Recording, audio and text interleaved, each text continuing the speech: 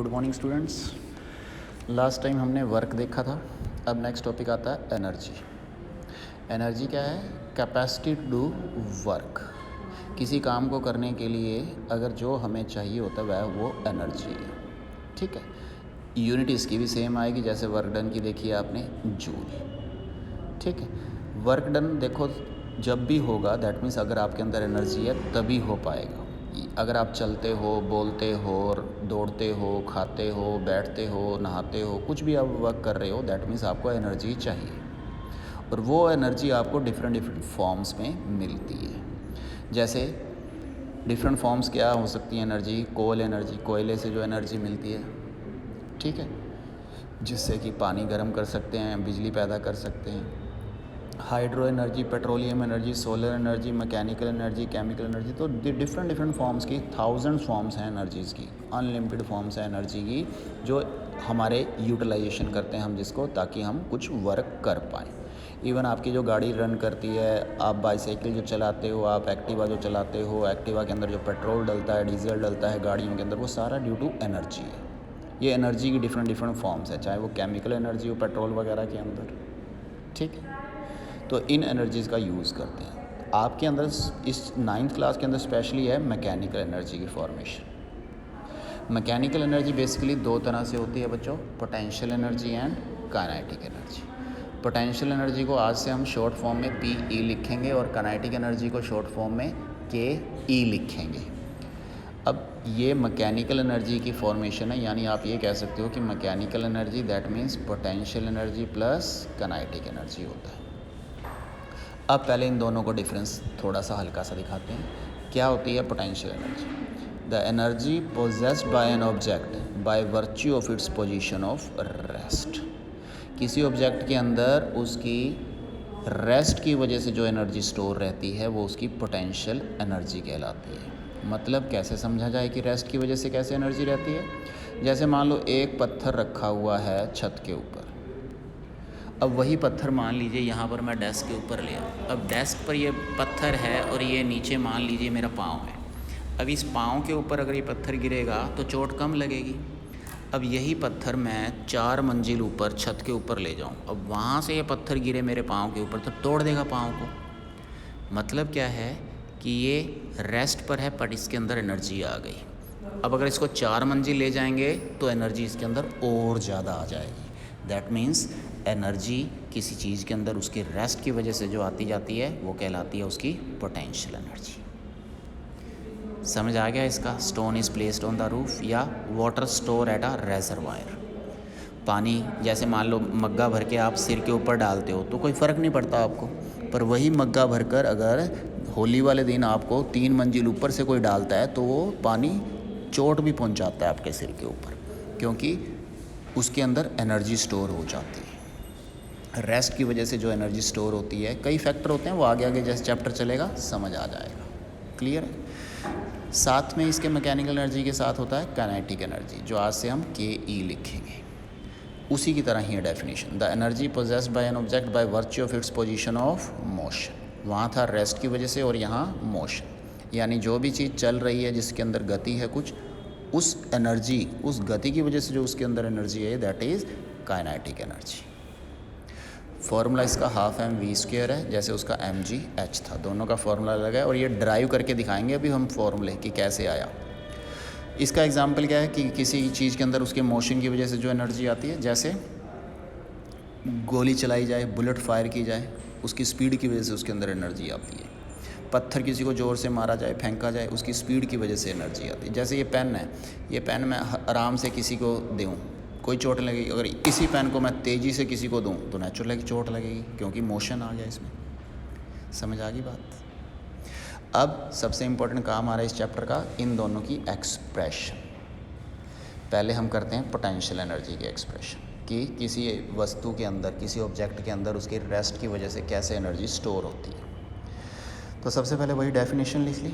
फिर हम क्या करते हैं, let a stone which is placed at point A. कोई स्टोन A पॉइंट पर पड़ा था जिसका वजन था m किलोग्राम मान लिया उसका वजन। इसको हमने यहाँ से उठाकर इस पॉइंट तक ले गए, यानी छत के ऊपर ले गए, H हाइट के ऊपर। तो वर्क डन क्या हुआ इसको यहाँ तक पहुँचाने के लिए। तो वर्क डन का फॉर्मूला कल हमने किया था, फोर्स इनटू डिस्प्लेसमेंट होता है। अब इस पत्थर को यहाँ से उठाकर यहाँ तक ले गए तो वर्क डन क्या हुआ, वर्क डन का फॉर्मूला था फोर्स इनटू डिस्प्लेसमेंट। अब ये डिस्प्लेसमेंट तो यानी एच लेकर गए, जगह तो हमने इसको एच तक ले गए। फोर्स क्या लगा, फोर्स का फॉर्मूला न्यूटन सेकंड लॉ से क्या आता है, मास इनटू एक्सेलरेशन। अब ये क्योंकि हाइट की वजह से है इसलिए ग्रेविटी का एक्सेलरेशन लगता है, एक्सेलरेशन ड्यू टू ग्रेविटी। तो फोर्स का फॉर्मूला लग गया mg और डिस्टेंस कवर किया इसने h। तो F की भी वैल्यू यहाँ डालो और S की भी वैल्यू यहाँ डालो, तो W क्या आ गया mg, F की जगह आ गया mg और S की जगह h। और वर्क डन अभी आपको समझाया है कि ये वर्क डन एनर्जी ही होता है। दैट मीन्स ये क्या हो गया एनर्जी, और ये किस फॉर्म में है, स्टोरेज की फॉर्म में, हाइट की वजह से है, तो ये पोटेंशियल एनर्जी।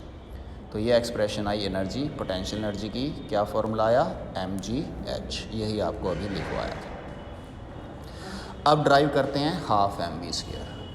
हाफ mv² कैसे होगा, वो हाफ mv² के अंदर हम क्या देखते हैं कि एक्सप्रेशन क्या है, काइनेटिक एनर्जी। काइनेटिक एनर्जी का पहले formula, the energy possessed by an object by virtue of its position of motion. Motion की वजह से जो एनर्जी आएगी किसी ऑब्जेक्ट के अंदर वो क्या कहलाती है, काइनेटिक एनर्जी। अभी डेफिनेशन की।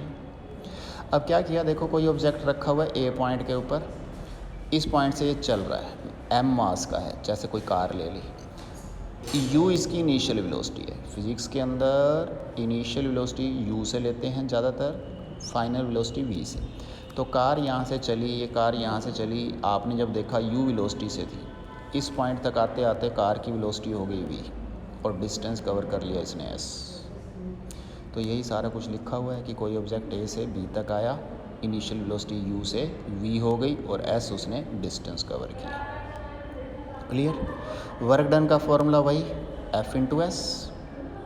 अब फोर्स पिछले वाले क्वेश्चन में हमने किया था mg, क्योंकि वो हाइट से कोई चीज़ गिरानी थी। अब सड़क पर कोई चीज़ चलानी हो तो वो एक्सेलरेशन होता है a, तो फॉर्मूला F क्या क्या आया m इंटू a।